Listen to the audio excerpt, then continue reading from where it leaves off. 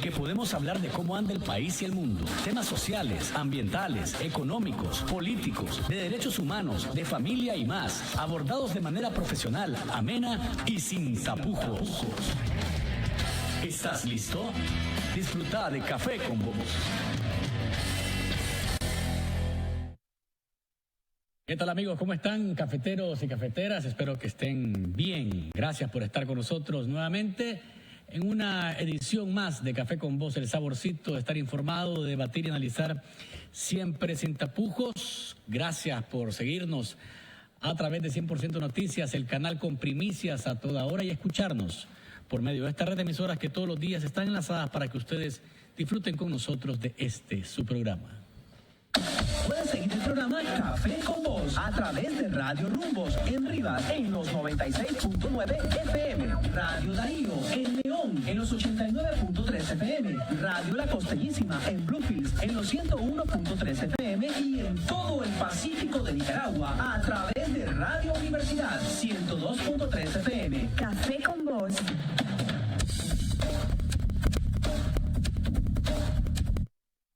En sintonía con vos, gracias por seguirnos a través de las redes sociales. Recuerde @Café con Bosni en Twitter, Café con Bosni en Facebook, www.cafeconvos.org es nuestro sitio web.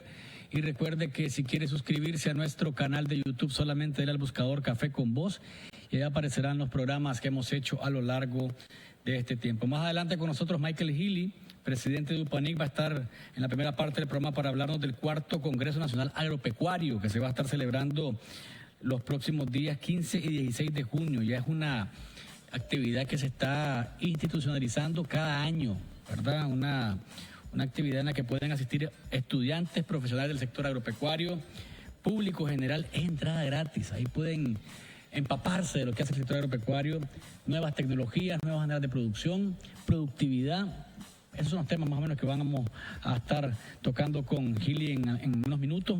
Y en la segunda parte, Lorna Norori, del Movimiento contra el Abuso Sexual Infantil, o contra el abuso sexual, y específicamente el tema relacionado con los niños y las niñas, está con nosotros. Hay un estudio que habla de embarazos, un serio problema que tenemos, aparte del que ya conocemos, ¿verdad? Que somos vergonzosamente líderes en embarazos adolescentes en América Latina. El estudio habla de niñas entre 10 y 14 años, una cuestión bien grave que tenemos que nosotros ponerle atención porque es un flagelo que nos está atacando muy seriamente. Así que los invito a que juntos disfrutemos de este delicioso café. Disfruta de Café con Vos.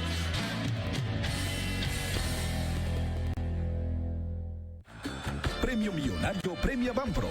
Te hace millonario con 3 oportunidades de ganar. 1 millón, medio millón y 1/4 de millón de córdobas.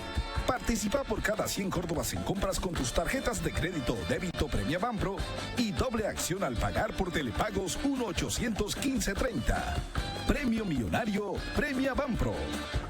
Banpro. Grupo Promérica. Mantente informado en Facebook con la nueva página de 100% Noticias, el original. Recuerda darle like y únete a nuestra página para mantenerte informado con primicias a toda hora. Reportajes, entrevistas, tips económicos, noticias de última hora, programas completos y mucho más con 100% Noticias en Facebook.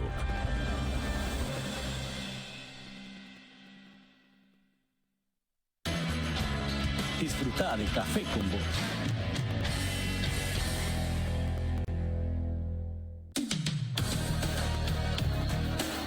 En contexto.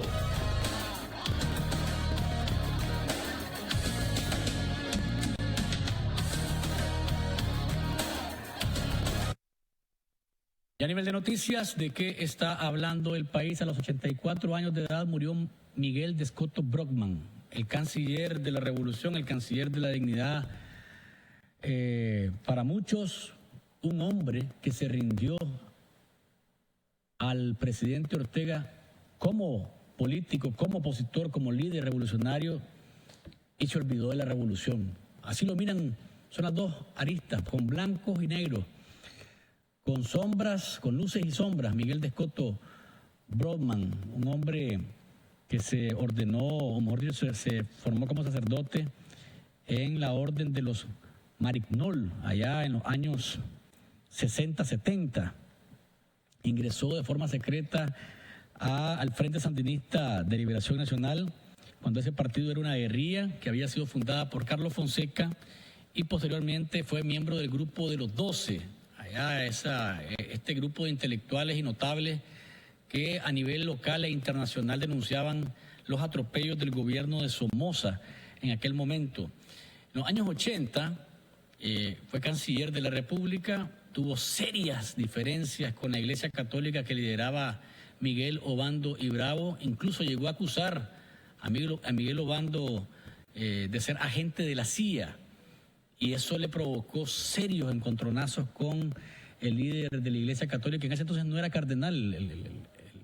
Miguel Obando era el obispo de Managua, pero sí el líder visible de la Iglesia Católica.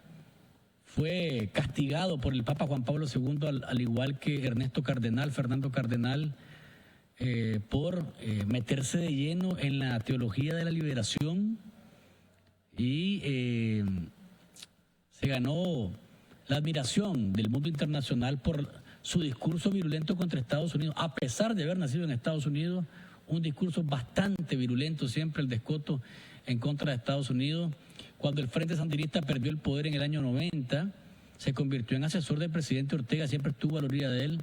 Una gran sombra se ciñó sobre su personalidad cuando se dio la denuncia de Zoilamérica Ortega Murillo, o Narváez, como quieran llamarle ustedes a su preferencia. Escoto, según lo que dijo Zoilamérica, que después fue negado por Escoto también, le dijo a la hijastra del presidente Ortega que esa era una cruz con la que tenía que cargar, porque valía más la imagen del revolucionario, o mejor dicho, no afectar la revolución que se encarnaba, según la visión del sacerdote, en Daniel Ortega. Posteriormente, Escoto negó en una entrevista que le dio al programa de Carlos Fernando Chamorro en el año 2002 tales declaraciones o tal testimonio de Zoilamérica, que no se había referido a él directamente, pero cuando lo negó Zoilamérica, entonces sí dijo con nombre y apellido a quién se había referido. Esa fue una sombra que se ciñó sobre Escoto, porque se consideró como un apañador o un encubridor de lo que había pasado, o de la denuncia que había hecho Zoilamérica de la supuesta violación del presidente Ortega en contra de ella. Posteriormente, ya cuando el presidente Ortega recobró el poder en el 2007, fue nombrado asesor para asuntos fronterizos, para asuntos exteriores, y nombrado como representante de Nicaragua ante la ONU.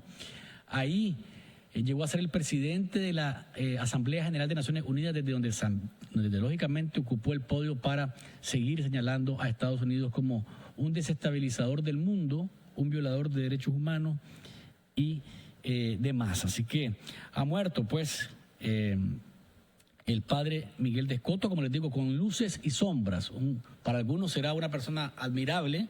Leía hace unos segundos que él está recibiendo los pésames, el gobierno de Nicaragua, de todas las embajadas del mundo, con una personalidad reconocida. Y les voy a informar más o menos cómo va a estar el tema de las honras fúnebres. Bueno, el jueves por la noche, encuentro privado en una capilla funeraria solo para la asistencia de su familia. Viernes, desde las 9 de la mañana, el padre Miguel de Escoto, o los restos del padre Miguel de Escoto, estarán en la Cancillería de la República. Luego se realizará un acto solemne en homenaje desde las 3 de la tarde en la Cancillería de la República, y posteriormente se realizará el funeral hacia el cementerio central de Managua al culminar ese acto solemne. Así pues que ha fallecido Miguel de Escoto Brodman. Por otro lado, quiero referirme puntualmente a este tema de las amenazas que ha denunciado el presidente del COSEP, José Dayan Aguirre, en su contra. Lo confirmó a 100% Noticias, lo dijo Jaime Arellano, lo confirmó a 100% Noticias. Quise hablar con él por la tarde, no me pude comunicar, pero no tengo por qué dudarlo. A ver, podemos tener pensamientos distintos, podemos considerar algunas cosas de manera diferente, pero no tengo por qué poner en duda, sobre todo cuando a mí me ha tocado en algún momento de mi vida recibir amenazas de muerte. Y no hay nada más incómodo y más terrible que pensar que algún loco o loca de pronto decida que porque no pensás como él, acabar con tu vida. Eso o por tu trabajo, pues. Hay gente que considera de que esto es un gobierno corporativo, tienen derecho a pensarlo. Pero hay gente que no piensa lo mismo. Hay gente que piensa que el país va caminando de manera correcta. Y que al margen de las diferencias políticas, en la parte económica el país sí se va encaminando por la buena senda, pues. Pero voy al tema de las amenazas. Ninguna persona, por muy mal que te caiga, vos podés decir que bueno que lo amenacen ese jodido. Ojalá y lo maten. No, hombre. No podemos aplaudirlo. Hay gente que he visto en Facebook, hay gente que pone en duda. Yo digo, hombre, no podemos llegar a esos extremos. Tenemos que ser responsables. Tenemos que ser sensatos. Este país no puede estar en esa situación en la que, bueno, pues por publicaciones, porque, bueno, hay una denuncia en una campaña, de la campaña surgen las amenazas, porque lo que dice José Adán, al menos la denuncia es que le están echando el muerto al COSEP de lo que está pasando con los medicamentos en el INSS, ¿verdad? Que dicen que el COSEP y el gobierno son los que formularon la estrategia para que el INSS no quebrara y ahora está en un serio problema, ¿verdad? Porque los medicamentos, yo lo he dicho aquí traigo a la gente, los ajupencos, a los jubilados y pensionados, es un serio problema, es un crimen lo que están cometiendo contra los abuelos y las abuelitas, los adultos mayores o como quieran llamarle ustedes, pero no pueden descargarse en una persona. Hombre, ¿y por qué? Solamente porque creemos que lo que está haciendo el sector privado no es correcto. Me parece a mí que tenemos que terminarlo, no puede ser así. Y hay gente que dice, bueno, no creo que el principal interlocutor del gobierno no ande con escolta y que la policía debe estar investigando. Y si algo que tiene José Ángel, que aquí ha venido, cuando lo he invitado, viene sin escolta, viene sin chofer, maneja su vehículo. Yo creo, pues, como les digo, podemos estar en desacuerdo con lo que hace, cualquiera de ustedes o yo, o de acuerdo. Pero las amenazas de muerte no son buenas para nadie. Y por tanto, considero yo que tenemos que apoyar que la policía haga la investigación y dé con la persona que está haciendo esto. Aun cuando Bayardo Arce dice que lo de los abuelitos no es cierto, que las amenazas, lo cual me parece a mí una desfachatez decir también de que no es cierto, lo de los abuelitos, que está ahí en los testimonios por todos lados, que no les están dando medicina. Dice el asesor económico que a veces las medicinas escasean, no seamos serios, hombre. Que no hay orientación, dice, para que no les den medicamentos. Lo cierto es que no les están dando. El hecho, comandante Arce, es que no les están dando las medicinas. Pero de eso no tiene culpa José Adán Aguirre.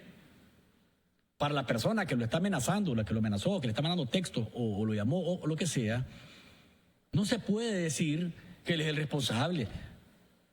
¿Acaso, digo yo, pues pregunto, acaso es el que está al frente del Seguro Social? ¿O acaso es el que está al frente del Ejecutivo? Sí es el principal interlocutor, pero no puede resolverlo todo, digo yo, pues, creo yo. Entonces, de nuevo, cuando veo lo que leo en Facebook y que comienzan a decir, pues, ¿cómo es posible que el principal aliado del gobierno no ande con escolta? Si anduviera con escolta lo estuviéramos criticando también, porque si somos de arrecho. Si andan los escoltas, qué barbaridad, ¿por qué anda con escolta? Ahí les voy a traer un video que me mandaron hace unos días de alguien que no es funcionario público, hasta donde yo sé, y que anda con escolta atrás. Y que es criticable porque son nuestros recursos al final los que están pagando esos escoltas, ¿verdad? Pero bueno, pues de nuevo, el llamado es que paren este tipo de acciones, las personas que lo están haciendo, porque a nadie, te caiga bien o te caiga mal, ¿verdad? Vos podés estarlo amenazando de muerte por lo que hace. Claro, tenemos que condenar lo que está pasando con los abuelos, sí, claro que lo condenamos y lo hemos hecho aquí claramente. Pero de ahí a amenazar a José Adán Aguirre porque él es el responsable de lo que está pasando con los abuelos, hay una enorme distancia. Así que yo le mando un saludo a José Adán, le mando mi solidaridad y le pido a las autoridades que den con la persona y que se aplique la ley, porque no podemos seguir en este juego. Esto es peligroso. A veces la gente lo toma como juego. Solo mate, se están victimizando. Ahora son las víctimas. No, hombre, hay uno, dos y más de 3 locos en la calle que pueden agarrar varas y que pueden hacerle daño a la gente. A mí me ha pasado en el sentido que me han amenazado. Cuando estaba en el Nuevo Diario, me amenazaron por mi trabajo periodístico de investigación. No es nada cómodo. ¿Saben por qué?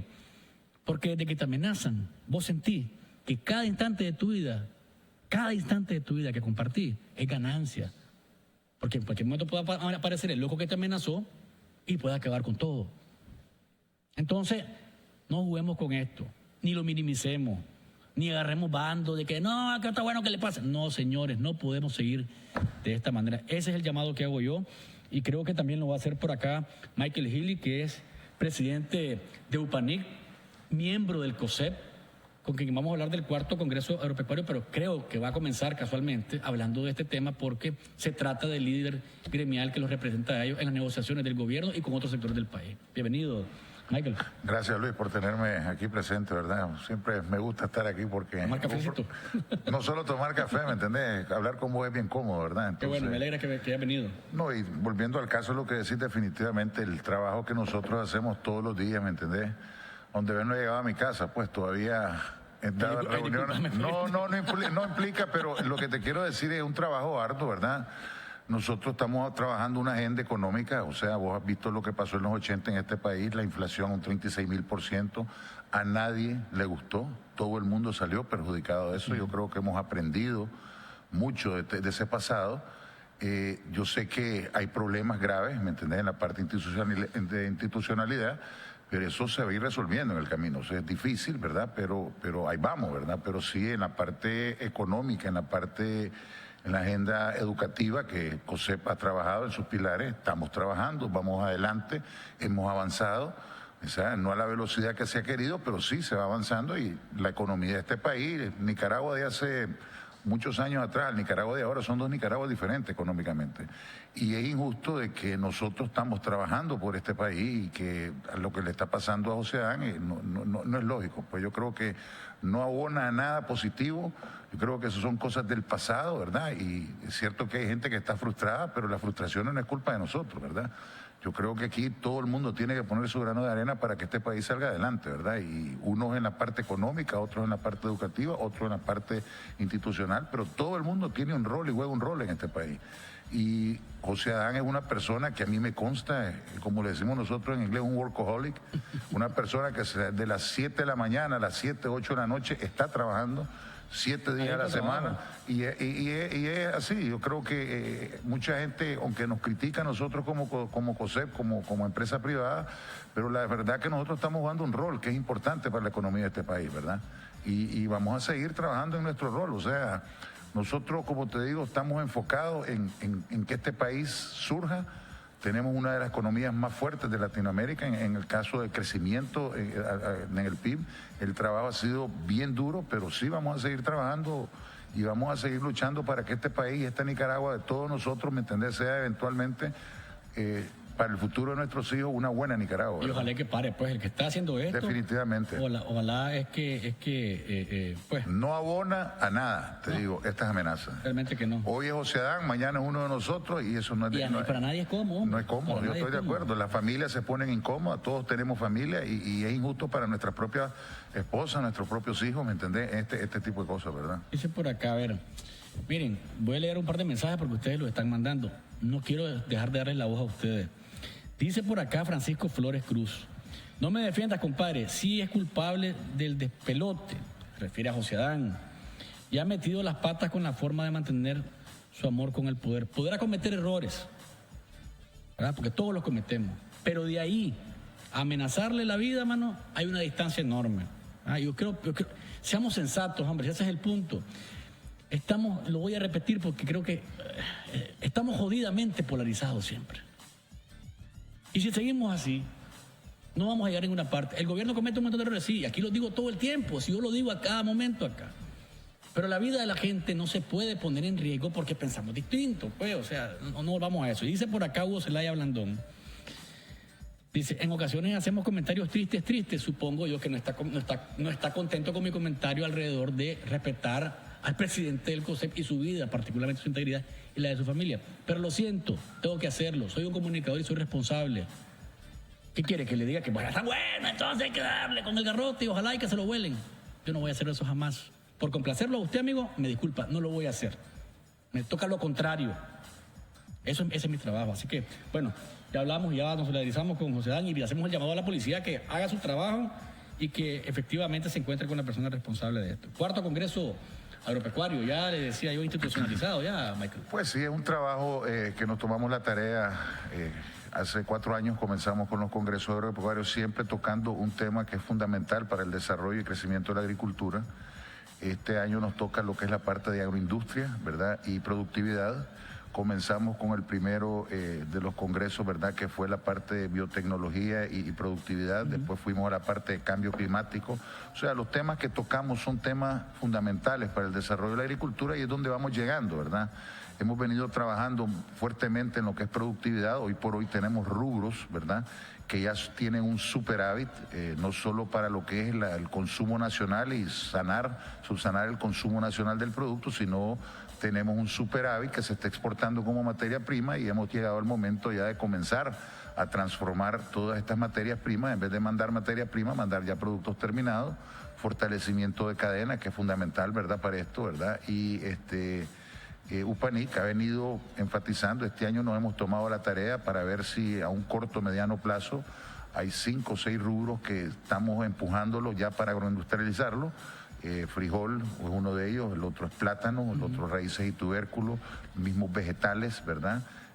La parte porcina, que ya hay un matadero, pero sí hay un superávit de producción, está creciendo fuertemente ese rubro porcino, en lo cual sí podemos trabajar ya para un matadero, ¿me entendés?, para el área porcina, y también trabajar para lo que es también el matadero de los ganaderos, que ya es un hecho, ya estamos avanzando bastante en esto.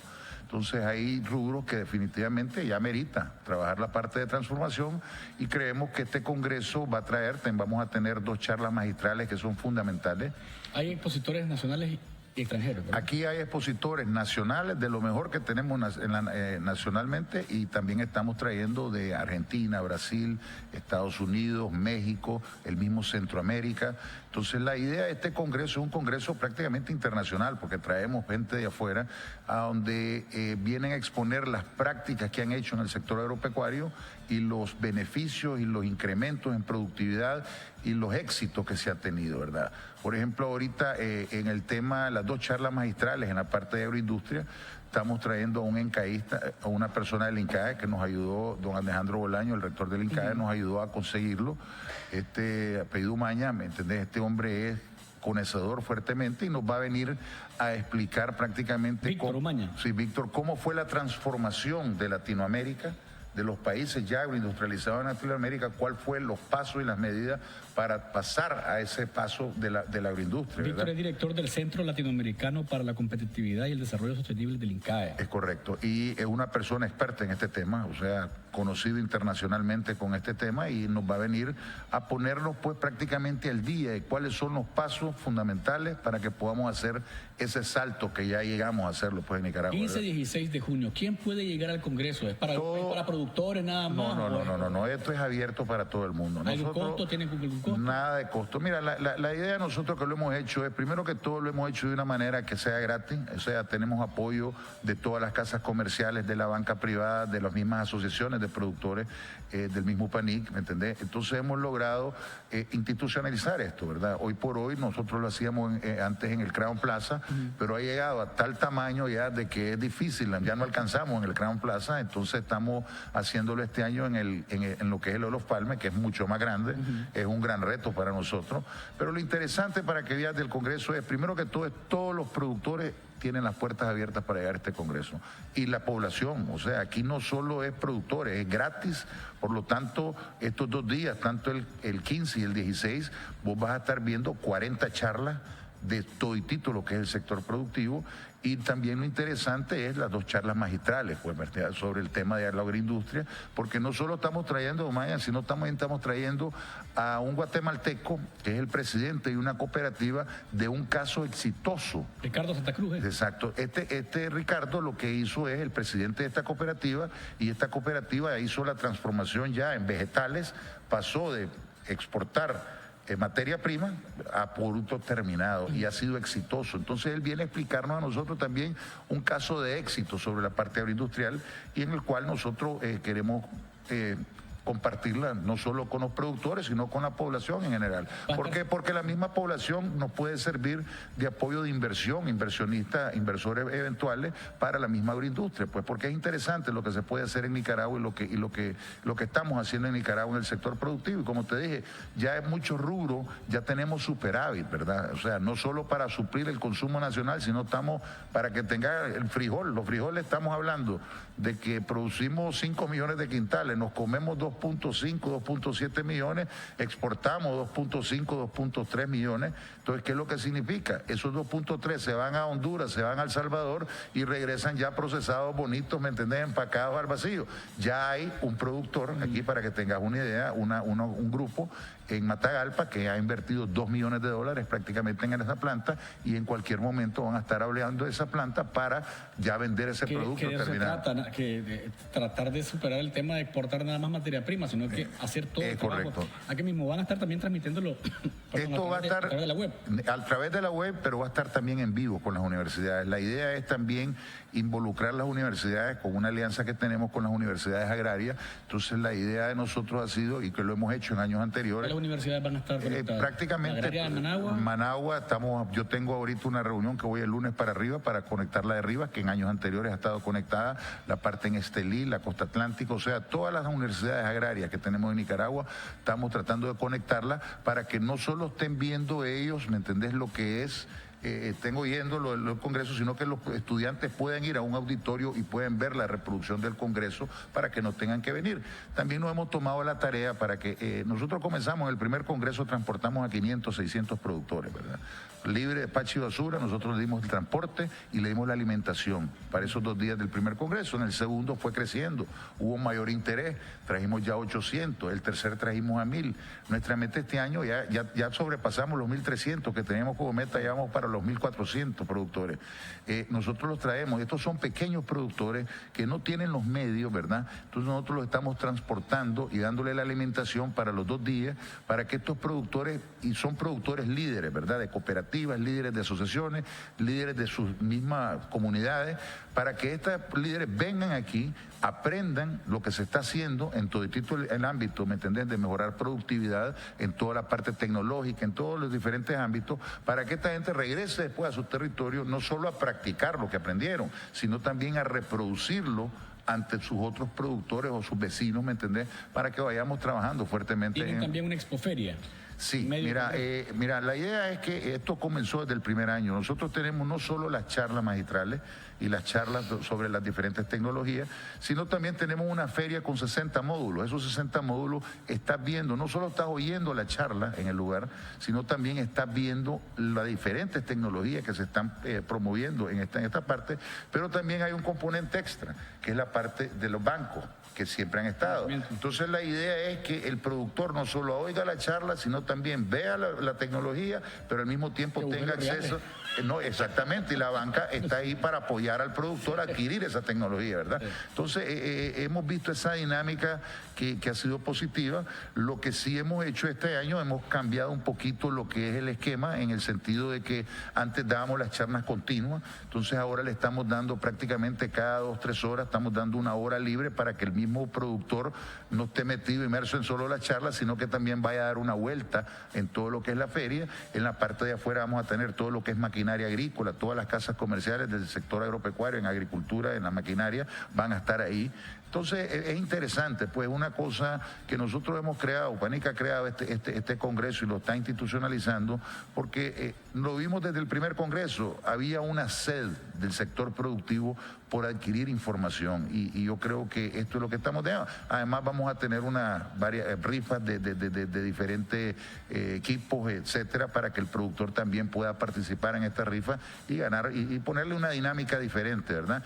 Y también fundamentalmente ahí vamos a tener una sorpresa, que vamos a hacer un lanzamiento de una cosa muy interesante, una herramienta. Todos los que vayan van a saberlo. Pues no, pues va a ser público una vez que lo lancemos, pero una herramienta que va a ser necesaria, y que es necesaria para todos los sectores del sector productivo, y no solo para los comerciantes, para todos. Entonces va a ser una herramienta muy interesante que estamos lanzando también ese día del Congreso. No, ¿verdad? Quiero que te vayas, antes de que te vayas, quiero preguntarte por el tema de la leche, ¿Qué futuro? Hombre, estamos hablando de que están botando la leche los productores. Es complejo. En lugar de venderla a 2 pesos, a 5 pesos, dicen que prefieren botarla o dársela a los terneros. El punto es que la leche cuesta 30 pesos, 28, 30 pesos en la venta. Y uno dice, de 2 a 28, de 5 a 28 hay un montón de plata. Hay unos costos que están en medio, pero yo dije el otro día aquí, lo mantengo, hay alguien que está metiendo un montón de reales en medio de esta transacción y no sabemos quién y no sabemos qué se está haciendo para investigarlo y poner en orden esto. Bueno, mira, la leche es bien compleja. El sector ganadero es bien complejo porque la industria prácticamente, tanto en la parte cárnica como en la parte láctea, ha sido bien difícil, ¿me entendés? Sentarse y dialogar con esta gente, ¿verdad? Muchos de ellos lo que creen es que la industria lo que cree es que dicen oferta y demanda. Entonces, entre más ganado producimos, más barato nos lo pagan, ¿verdad? Y volvemos al caso, entre más leche producimos, más barato nos lo pagan. Entonces, ¿cuál es la gracia de trabajar en productividad, trabajar en inocuidad, en trazabilidad, en fincas segregadas, si al final de cuentas no vas a tener una remuneración? Y todo esto requiere una inversión, ¿verdad? Una inversión grande, o sea, no creas que es chiquita. Y es un sector que financieramente la banca lo financia muy poco, estamos hablando nada más del 2,5%, 3% de la banca es usado para el financiamiento del sector ganadero. Por lo tanto, es un sector que la leche es la que te ayuda a vos prácticamente a pagar tus costos de planilla, un sinnúmero de costos que tiene el productor en el día a día, ¿verdad?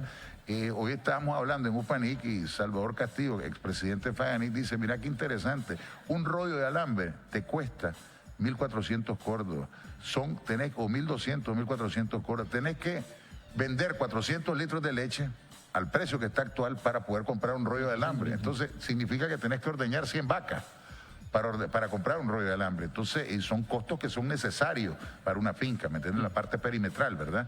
Entonces, mira, nosotros lo que hemos visto aquí es que hay un sinnúmero de cosas. Primero, el cierre de mercado de la frontera con Honduras ha sido un golpe duro, ¿me entiendes? Tenemos prácticamente 1 año y medio, 2 años de estar luchando para que se vuelva a abrir.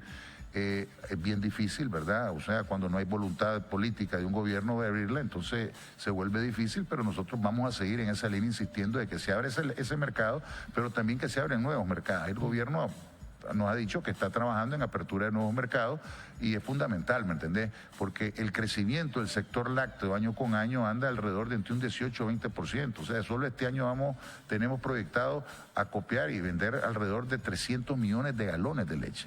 Entonces estás hablando que es una cantidad gigantesca. Estás hablando que hace 2, 3 años estábamos hablando de 220 millones, ahorita estamos en 300 millones y vamos para arriba. ¿Por qué? Por las técnicas que el productor está mejorando su productividad, su inocuidad, la calidad de la leche. ¿Y ustedes saben quién es el que está en medio metiéndose la papa, como decimos? Es que ahí hay un componente de varias cosas, ¿me entendés? Por ejemplo, tenés los queseros salvadoreños. Los queseros salvadoreños lo que hacen es, ellos vienen y tienen licencia para exportar, pero están vendiendo internamente. Al vender internamente te bajan el precio del queso, o sea, te hacen el tipo dumping que le dicen, te bajan el precio del queso, al bajar el precio del queso te baja el precio de la leche, al bajarte el precio de la leche, la industria también saca cierto provecho, pero el mayor provecho se lo llevan los queseros, ¿verdad? Es por eso que nosotros, parte de la parte de agroindustrialización que estamos promoviendo es traer, digamos, a Nicaragua una red de cuarto frío para que podamos madurar a los quesos aquí, exportarlos de Nicaragua y no estemos mandándolos a El Salvador, allá te los maduran y sale como producto salvadoreño.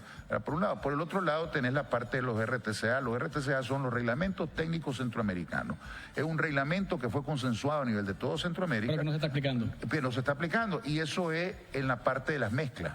O sea, si vos vas a un supermercado, que el reglamento técnico te dice que la leche entera está en un sitio y la mezcla en otro sitio. Están revueltas. Aquí están revueltas, porque en Río Revuelto, ganancia pescadores. ¿Qué es lo que pasa? Yo voy al supermercado y ando viendo, ve, aquí está la leche, mira, esta cuesta 30 cordas, pero esta cuesta 25.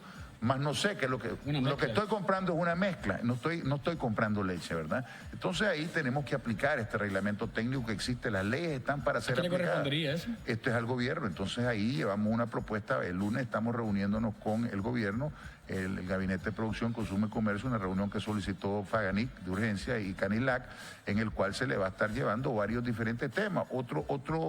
O solución que vemos a lo inmediato es que en la merienda escolar, ¿verdad? Nosotros hemos promovido el vaso de leche, pero el problema es a dónde salen esos fondos. Ahora quieren la rodajita de queso. Entonces nosotros le vamos a decir al gobierno, ¿por qué no le ponemos en la merienda un queso, pedazo de queso, al estudiante, que eso va a ayudarte en consumo 1 millón de meriendas que puede dar el gobierno, 1 millón de pedazos de queso significa bastante queso. O sea, lo que hay que buscar es cómo descongestionar, ¿me entendés esto?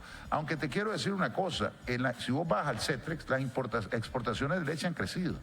Pero el problema es en ese sentido, de que como venimos creciendo, tenemos que ver cómo abrir esos mercados. O sea, el crecimiento va más rápido de la apertura de mercado y eso te crea un embotellamiento en el mismo... Una sobreproducción. Es una sobreproducción. Entonces es bien complejo, pero sí nosotros, tanto Faganic, Upanic, Canislac, la UNAC, todos estamos trabajando de la mano para buscarle pronta solución, porque aquí tenés que buscar soluciones a corto plazo, mediano plazo y largo plazo. Y ojalá y las encontremos. No, yo espero que salga algo positivo de esta reunión del gobierno, porque hay que mandar un mensaje positivo al productor. Porque es terrible ver cómo se bota la leche en lugar de venderla. Eso duele verlo desde cualquier perspectiva. Yo lo que le he dicho a los productores es que no boten la leche, hermano. No la botemos, porque también es una cosa importante, porque le puedes dar esa leche, en vez de botarla, dásela a tu ternero y transformarla en carne, ¿verdad? Pero ahora vamos al círculo vicioso. Cuando vayas a vender la carne, ¿me entendés? Entonces le van a pagar el precio que es. Entonces es bien complejo el sector y ese es el día a día de nosotros.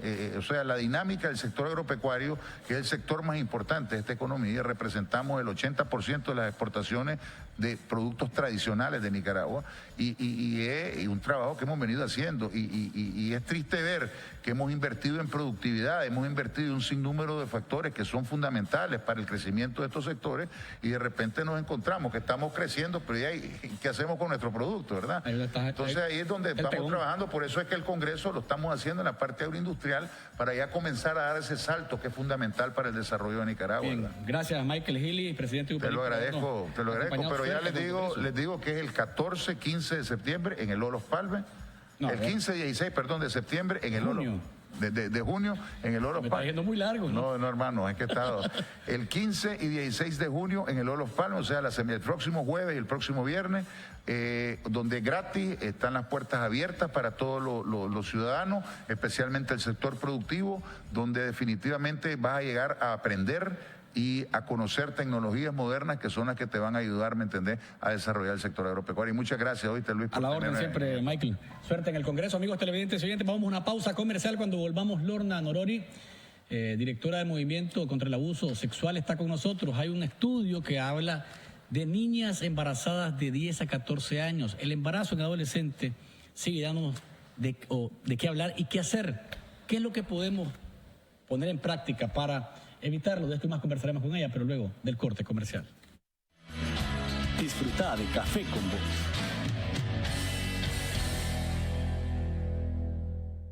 Mi Crédito contribuye al desarrollo económico y social en zonas rurales y urbanas a través de 10 sucursales en 8 departamentos del país. Nuestros oficiales ingresan sus datos vía celular al sistema y en media hora sabrá si precalifica para su crédito. Ofrecemos soluciones para comerciantes y productores agrícolas, brindando servicios crediticios innovadores y accesibles. Creamos soluciones de negocios, incluyendo social y financieramente a micro y pequeños empresarios, proporcionándoles un futuro próspero. Mi Crédito. Crecemos juntos.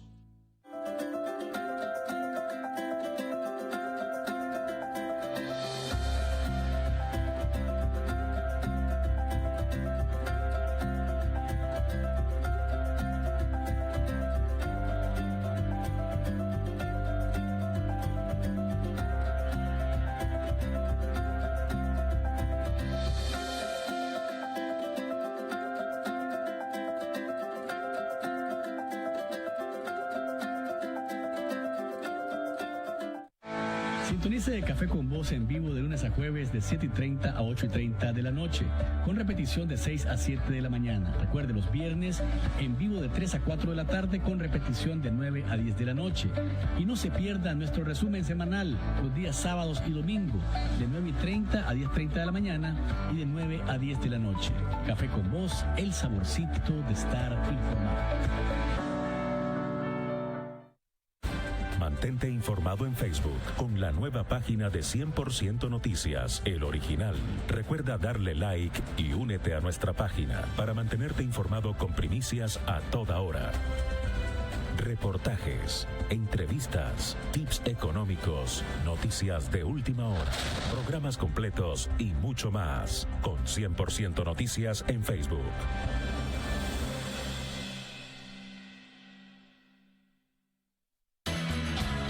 Disfruta de Café con Vos.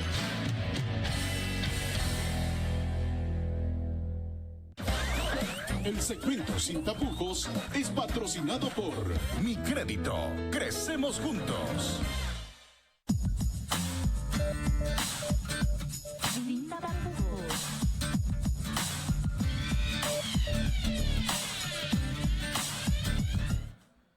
El problema de su vehículo es mantenimiento preventivo, correctivo, enderezado o pintura. Con mano de obra de calidad, usted puede ir al Autolote El Chele y ahí encontrará lo que está buscando.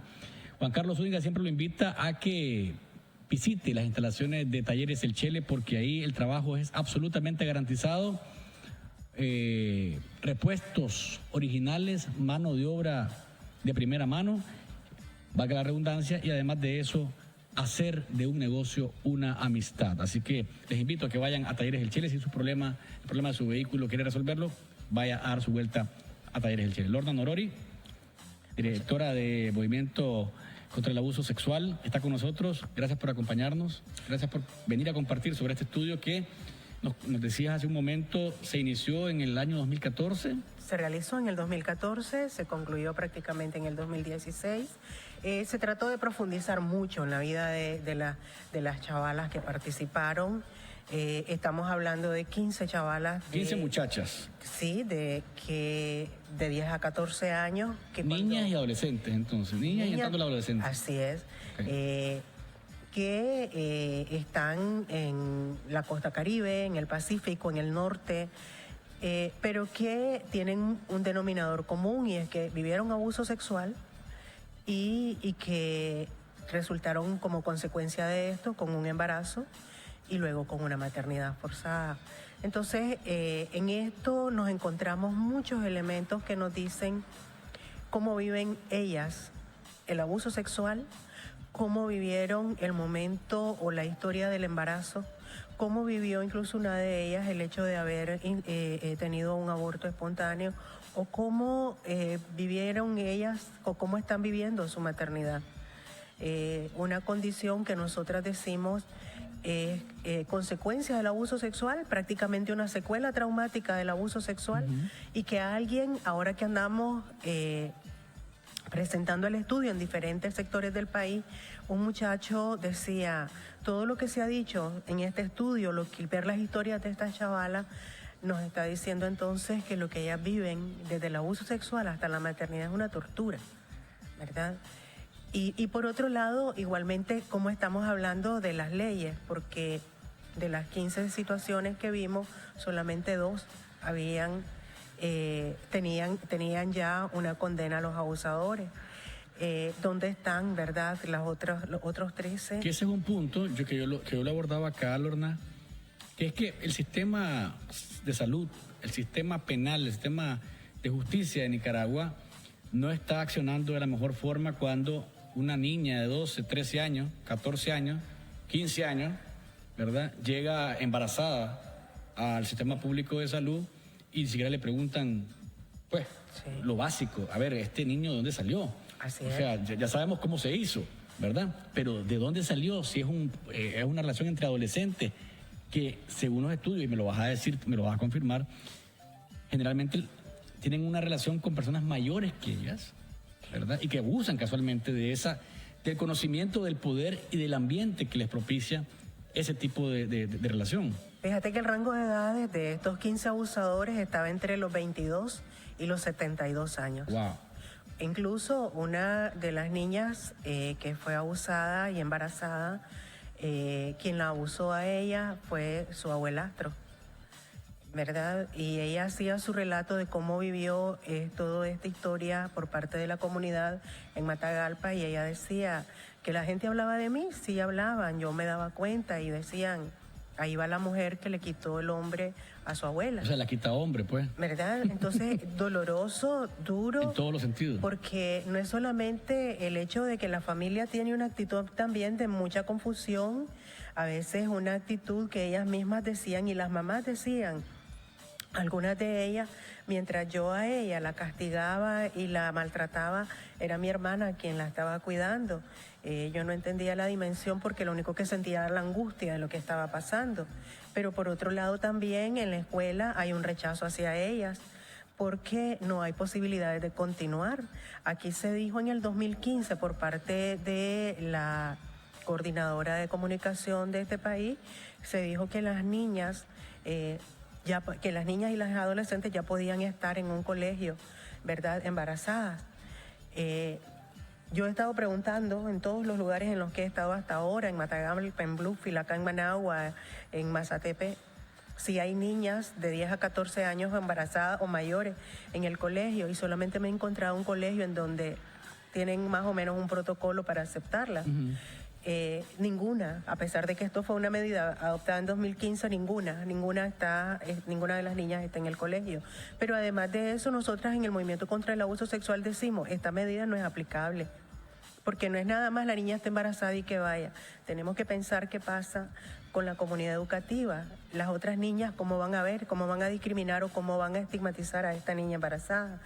¿Cómo van a valorar? Eso es uno de los puntos también polémicos, porque hay padres que dicen, ¿cómo es posible que dejen ir embarazada a una niña igual a la mía, a una adolescente igual a la mía, al colegio? El mensaje es negativo, dice, es que todas pueden embarazarse y todas pueden llegar a la escuela y todas pueden llevar una vida de lo más normal. Claro, pero entonces también te encontrás con que las y los docentes, ¿verdad?, tienen una actitud, sobre todo si el abuso ocurrió en el colegio, ¿verdad? Porque hay una mayor discriminación, hay una mayor condena hacia esa niña embarazada. Entonces, ¿cómo esta niña va a insertarse en esa escuela? Y cómo también los papás y las mamás pueden decir, mi hija no vuelve a ir a ese colegio porque ahí hay una que la puede contagiar a la mía. Entonces, obviamente esta medida que fue dictada en el 2015 no es posible aplicarla así como así. Es necesario que haya, como lo dice el estudio, una política de protección especial, como lo determina también el Código de la Niñez y la Adolescencia, para estas niñas y adolescentes. Es necesario involucrar a diferentes sectores, que desde la escuela, el Ministerio de Salud, el Ministerio de Educación, en todos los aspectos, ¿verdad?, para que puedan tener una atención integral estas niñas. Y sobre todo de esta política debe considerar cómo se previene el abuso sexual para que las niñas de 10 a 14 no resulten también embarazadas. ¿Cómo se previene el abuso sexual? Esa es, creo yo, la parte central de esta conversación, porque bueno, es decir, este es el estudio, tenemos los resultados, 15 muchachas, sabemos su entorno, lo que ocurrió, sus testimonios. ¿Qué podemos hacer para que no se repita?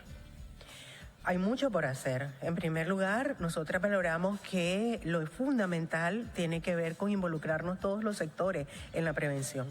Todos y todos. Es decir, aquí en este momento, este programa, vos estás teniendo una actitud de prevención del abuso sexual cuando estás tratando de llevar un mensaje a la población. Entonces, igualmente, todas y todos tenemos algo que hacer en ese aspecto y lo podemos hacer. ¿Cómo entonces yo en la escuela tengo que también darle elementos a las y los docentes para que puedan abordar este tema sin tantos mitos como lo hay, para que puedan también las maestras y los maestros poder detectar qué le pasa a una niña y no pensar que es que bajó la nota porque ahora es malcriada, porque ahora tal cosa, ¿verdad? Sino, además, qué puedo hacer en el colegio si una niña resulta embarazada y cuál va a ser la actitud del colegio cuando una niña de 11 años resulta embarazada. Entonces, ¿qué es lo que hay que hacer también en la familia? La familia debe tener información al respecto. En el Movimiento contra el Abuso Sexual tenemos 7 años de estar impulsando la campaña Yo Te Creo. Y en esto lo que tratamos es de llevar información a la población. Lo que queremos es que la familia conozca sobre el tema, que lo hablen sin miedo y sin vergüenza. De tal manera que también las niñas, niños, adolescentes puedan hablar sin miedo y sin vergüenza sobre lo que les puede estar pasando. Entonces, es necesario abordarlo.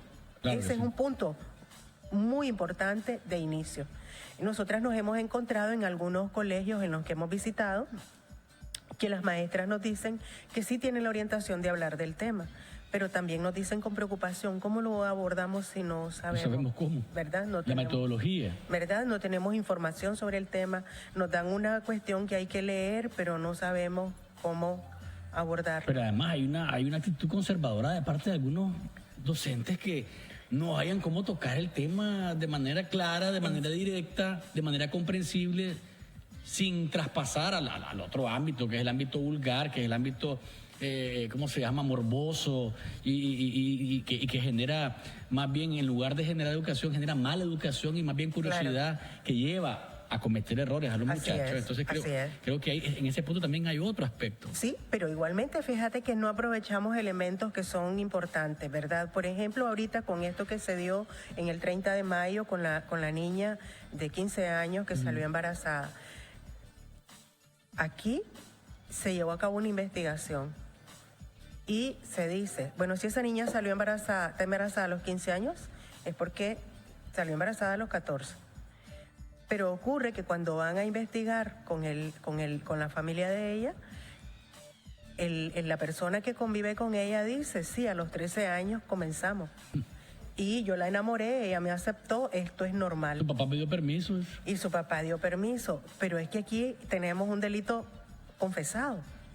La niña tenía 13 años, el papá dio autorización, incluso el papá podría ser señalado como cómplice. Y en este momento cuando dicen, la chavala está diciendo que todo es normal y que ella está bien, claro, cuando hablamos de abuso sexual esto se llama acomodo. Las niñas y las adolescentes, los niños viven el acomodo que tiene que ver con aceptar que está pasando y que hasta quieren, cuando en realidad no es así. Ninguna niña a los 15 años quiere parir y tampoco ninguna a los 15 años quiere estar conviviendo con alguien. ¿Qué quieren hacer las chavalas a los 15? Ir al colegio, jugar, estar con sus amigas, platicar, tener un nuevo teléfono, comprarse una blusa, ir a una fiesta, ir a los 15 años de todas sus amigas, pensar, o sea, ¿qué quieren hacer las chavalas? Pero hay gente que tiene otro concepto alrededor de eso, Lorna, y es que, bueno, a los 15 años hay un montón de chavalas que ya andan, como decimos, buscando o andan inquietas con la sexualidad, y eso no podemos decirlo tampoco que es mentira, pues, o sea, yo me he encontrado con amigos de mi edad que tienen hijas de 15, 16 y me dicen, no sé qué hacer, anda demasiado inquieta preguntándome cosas y no sé cómo hablarlo. O sea, hay dos tipos de comportamiento, la que está muy pasiva y que, bueno, está absolutamente lejos de todo lo que tiene que ver con relaciones sexuales porque no le interesa ni le ha despertado la inquietud más que ha visto cambiar su cuerpo, pues normalmente dentro de la pubertad y demás. Y está la otra que está verdaderamente inquieta porque las amigas le dicen, mira esto, mira aquello, que mira el cuerpo del hombre, que mira que... O sea, por supuesto. El punto es el abordaje, creo. Y entonces, ¿qué pasa? Las amigas le dan información, ¿verdad? Que es la que ellas tienen y que no es la más adecuada. En la casa no le hablan del tema porque los papás y las mamás sienten vergüenza y sienten mucho miedo de abordar esto porque piensan que la chavala se va a exceder. Pero entonces igualmente nadie habla con ella y ella lo que hace es enredarse la vida. Está más vulnerable. Una chavala que no tiene información está más expuesta al riesgo del abuso sexual. Entonces yo lo que les diría a estos papás y a estas mamás que se te acercan con preocupación es que hay que hablar con ellas, hay que decirles claramente qué pasa con su cuerpo, con su sexualidad, que tengan la información adecuada, de tal manera que también puedan prevenir algo semejante. Esa conversación es básica y es determinante. Mucho. La confianza, la comunicación. Yo siempre pienso que al momento de hablar, pues yo que tengo una hija de 21 años, siempre le hablé clarísimamente sobre este asunto. No me fui por la rama, me fui por el tronco. Y bueno, pues creo que le quedó claro y a los hechos me repito, ¿verdad? Con eso, pero hay gente que le cuesta. Hay un manual de educación sexual del gobierno de 2009. El doctor José Antonio Delgado siempre me lo menciona como un elemento que está ahí, una herramienta que está ahí, pero que por asuntos dogmáticos religiosos no se aplica. ¿Qué podemos hacer para que, sumado a lo que hemos conversado hasta ahora como medida de prevención, esta herramienta se aplique y tengamos como resultado romper o quitarnos ese no nada honroso lugar en las Américas del país con más embarazos en adolescentes? Con embarazos de niñas de 10 a 14. Exactamente.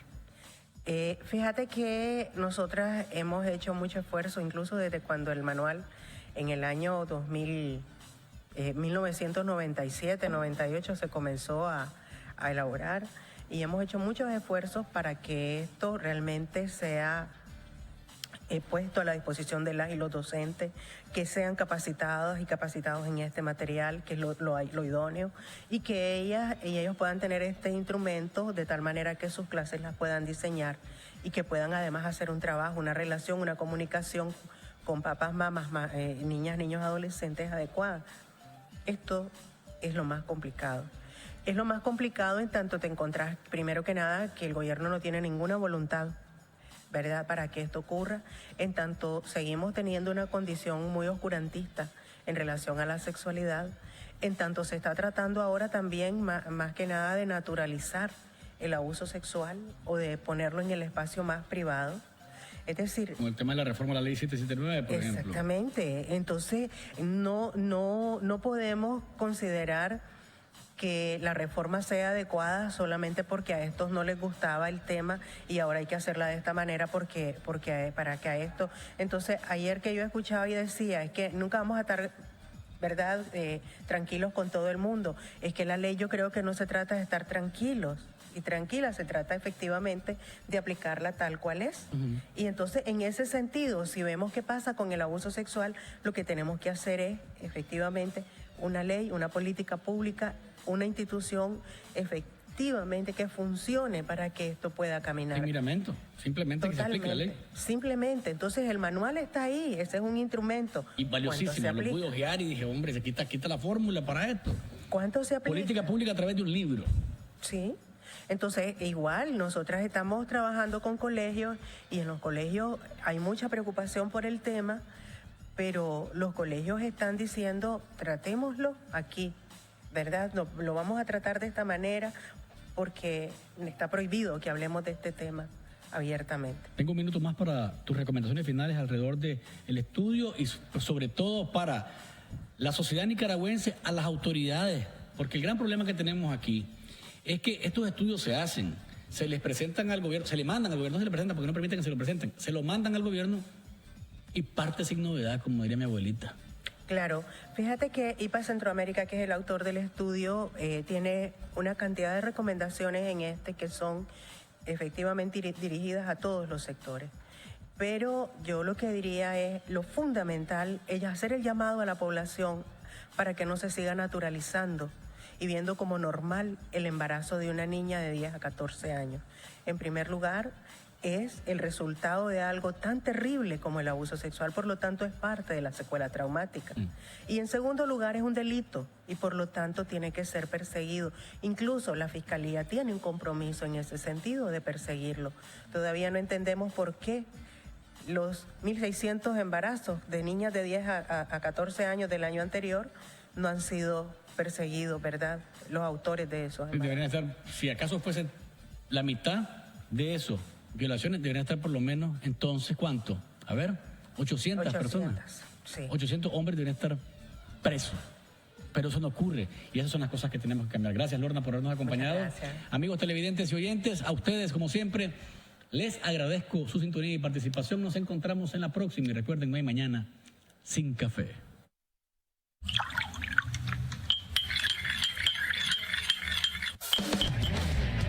¿Estás listo? Entonces, disfruta de Café con Vos. Es un rico sorbo en el que podemos hablar de cómo anda el país y el mundo. Temas sociales, ambientales, económicos, políticos, de derechos humanos, de familia y más. Abordados de manera profesional, amena y sin tapujos. ¿Estás listo? Disfruta de Café con Vos.